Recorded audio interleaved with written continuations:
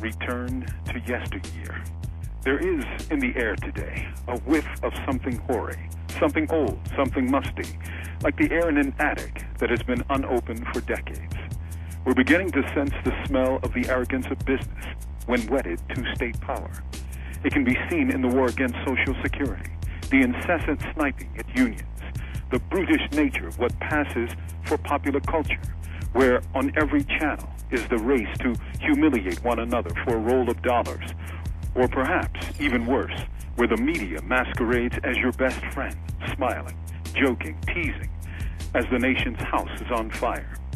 It dawned on me that we have been here before, perhaps a century ago, around 1903, when the National Association of Manufacturers, the NAM, began its attack on the nation's unions, calling them mob power and socialistic syndicates. This was but an echo of the mid-19th century stance of the nation's courts, which held that unions were criminal conspiracies. The Sherman Antitrust Act of 1890 provided a statutory basis for the legal system to declare unions were illegal combinations in restraint of trade. It took popular movements and long, hard social struggles to win the right to unionize, for the 8-hour day, for decent wages, and for retirement benefits.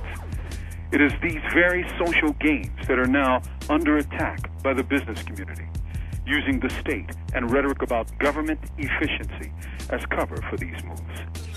Back in 1940, American corporations paid roughly half of the federal government's general tax revenues. That percentage has declined steadily, with a few brief blips. Despite steadily growing corporate profits over the past 60 years, guess what today's percentage of corporate income taxes is paid by businesses? Answer, 7.4%. As Mark Zeppazauer has written in Take the Rich Off Welfare, the taxes corporations avoid paying have to be raised from individuals. Not all individuals, of course. That would be un-American.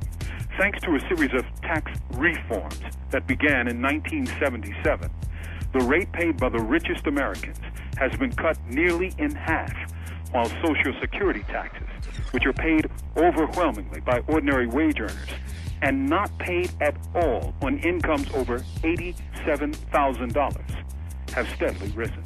And we don't have to mention taxes on transnational corporations, but we will. Again, Zeppazauer writes, of the U.S.-based transnationals with assets over $100 million, 37% paid no U.S. federal taxes at all. That's right, zero taxes. And the average tax rate for those that did pay was just 1% of gross receipts.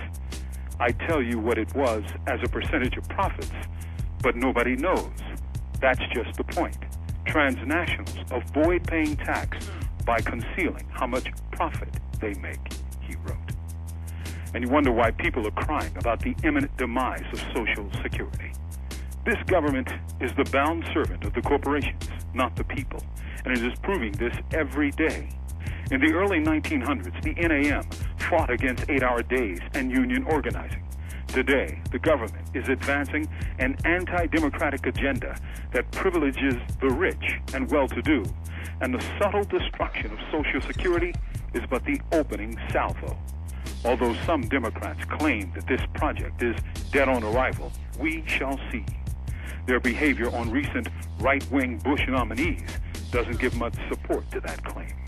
As ever, people can only rely on themselves to fight for their interests.